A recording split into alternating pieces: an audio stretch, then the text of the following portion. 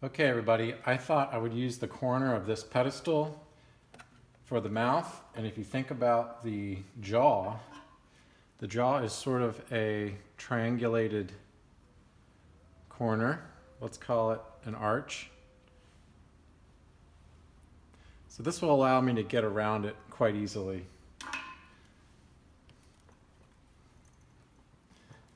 You know, art is so difficult. You have to make it as easy as possible for yourself. At least when you're starting out. So when it comes to materials, lighting, don't try to do everything at once. Just do what's manageable first.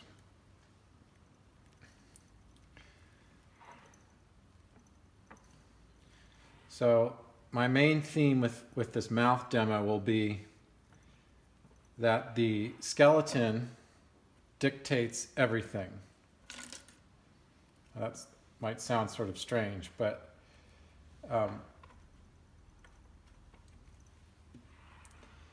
we have an endoskeleton, so we have an internal framework. Now, with the mouth, I think a lot of people, they get very excited about the lips, and they neglect the teeth and the jaw underneath. So if you just analyze the body, you have the skeleton, which is totally rigid, and that's why it can be the dictator. All the other tissue is soft. The muscles, the tendons, the glands, the fat pads, the skin, hair, everything else is kind of liquid. And the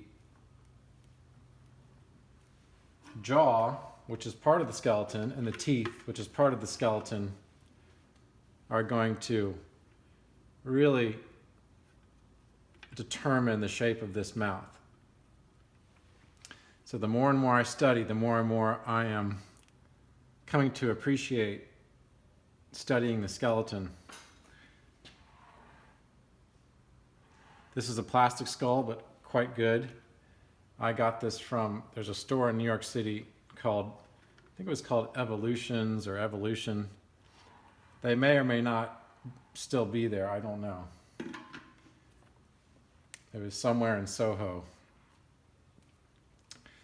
But you can go online and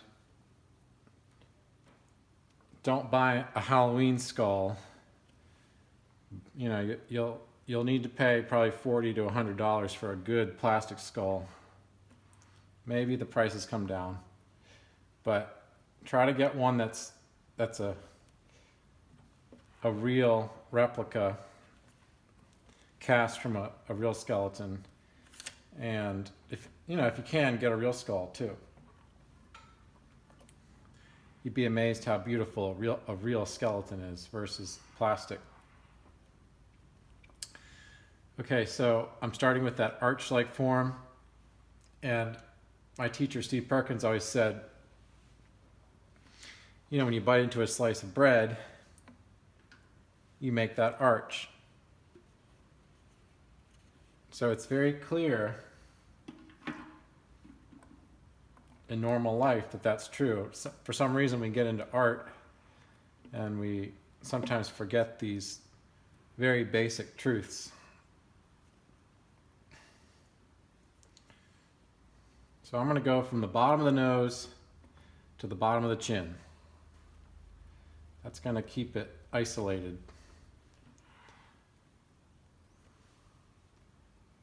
And I have a lot of videos of greater things like the whole body and the torso.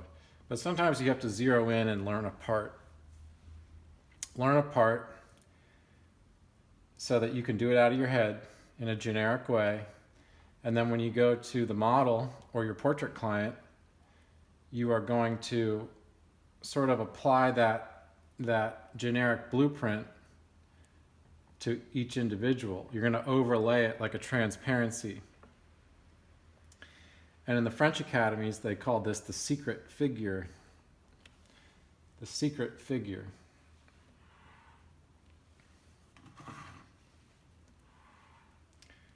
And if you don't know what a secret figure is, just think, if someone told you to draw a mouth out of your head without a model, what would it look like if they told you to draw a female figure out of your head like a comic book artist would?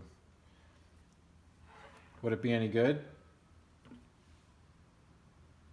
I can look back at my old sketchbooks from high school and see how little I knew about certain things, because I drew out of my head a lot. So drawing out of your head or sculpting out of your head, it will reveal all of your bad habits and your strengths. But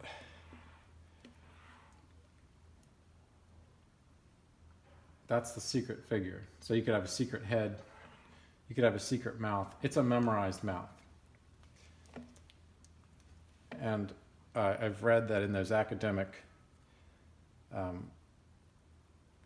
ateliers, sometimes your final exam would be to draw a certain figure in a certain position from a certain vantage point without a model.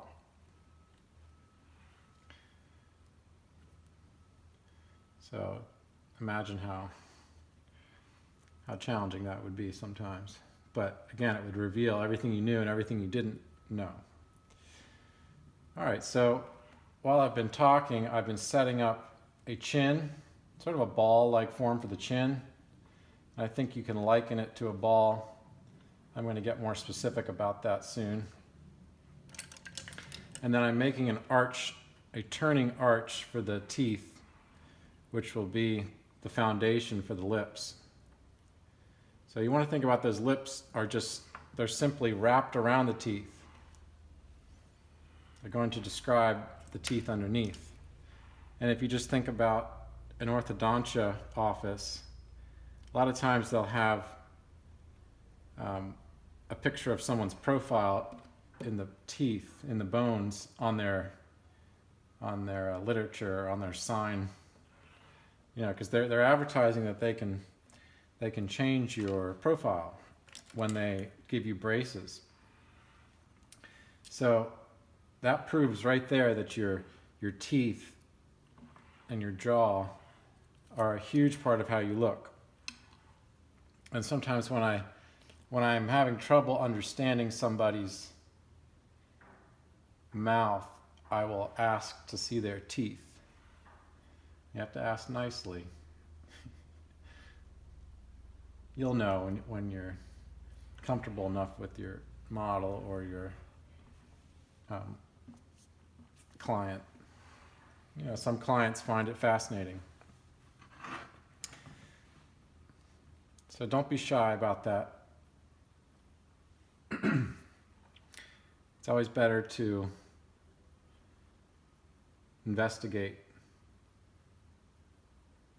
Find out where you're wrong. Don't try to hide it. Just figure it out and then fix it.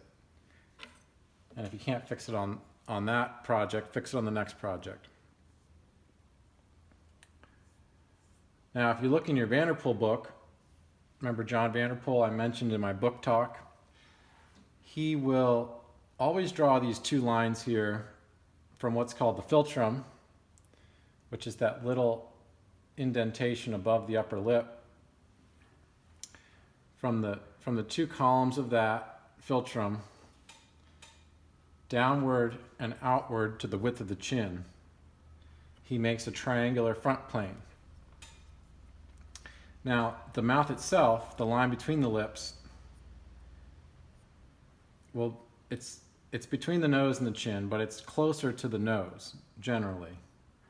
I'd say on most people, on 95% of people.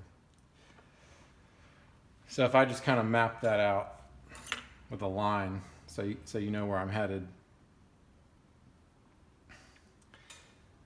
So I always think with those planes, you can put 2 fingers on either side of that middle triangle. And that would be the simplest way to break it down. 1, 2, 3. 3 planes. And a lot of times when people make the mouth, they make the lips project forward too much. Now there's different types of mouths and lips and teeth, obviously, but generally speaking, the upper teeth are in front of the lower teeth. So your upper teeth overbite the lower teeth. And even if someone has a lot of projection, this plane is still going back from the upper lip or the nose to the indentation above the chin. So observe how that goes back.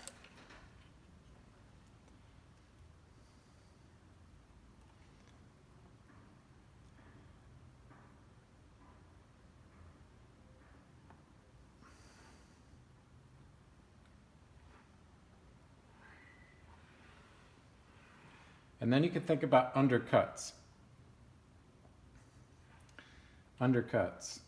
So in the body, what you'll have is you have planes. You have planes that face up. You have planes that face down. You have planes that face all different ways, to the corner, down and out, down and in. Most of them are not just front or side, they're sort of to the corners. And as a sculptor and a painter, you have to think 3-dimensionally all the way around something. So I am building a downward plane for the upper lip. I don't always do it this way, but it just seemed like the logical next step based on the way I set this up. Because remember, I had the turn, but I didn't have any projection for the teeth and lips. So that's an undercut. Then you have the lower lip, which I will build out here. Usually the lower lip is a little bigger than the upper lip. Usually, not always.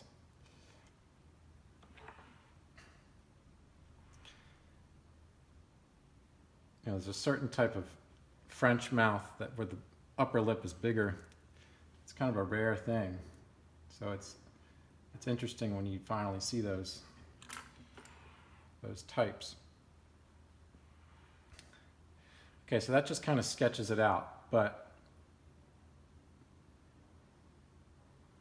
what I want to stick to before I get to those final features is this triangle and this underlying foundation. So again, from the philtrum, it'll go through the peaks of the upper lip. The upper lip has a nice kind of M shape to the top of it, nice bird's wings to it. Notice the corners of the mouth are lower than the middle of the mouth. This triangle will pass through the thickness of the lower lip.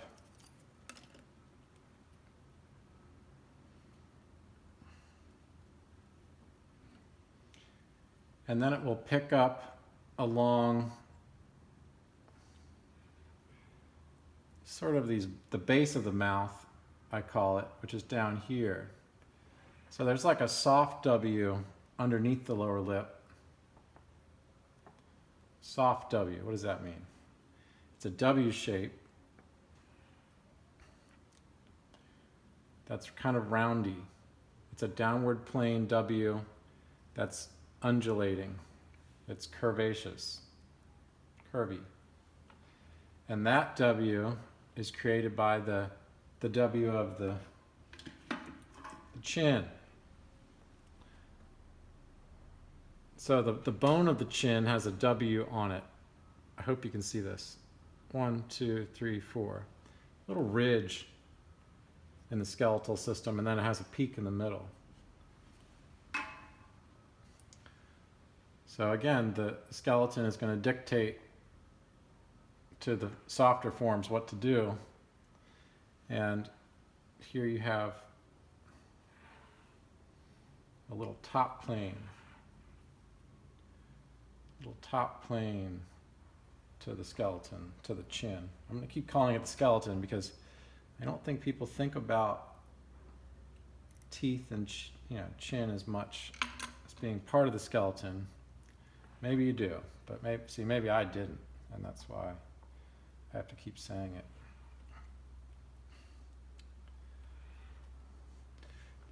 Okay, so I'm going to throw up a bunch of form here,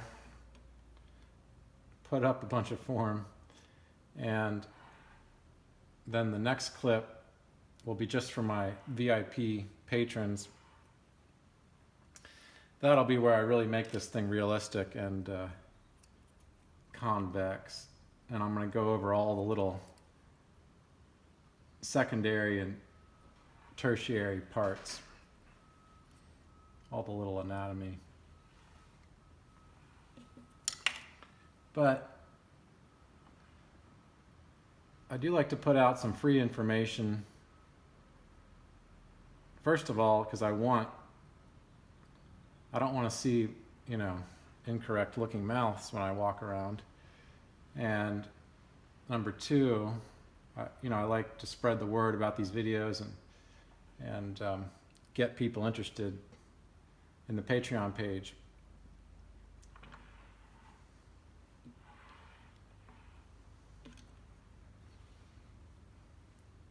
Center line.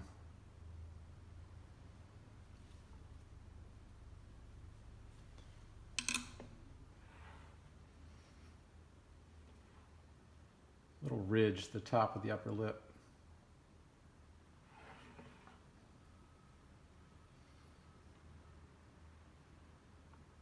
So it's a convex downward plane, but it's in the dark.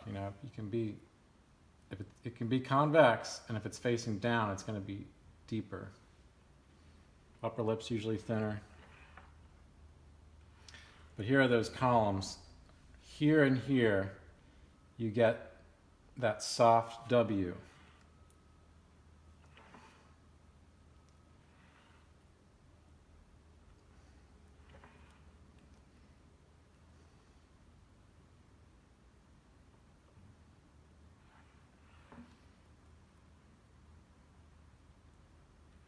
So in a way, the lips actually start way down here, right on top of the chin.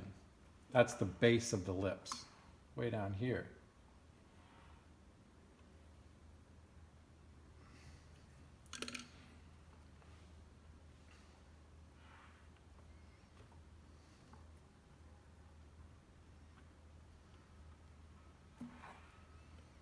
Okay, just try to get that far before part 2.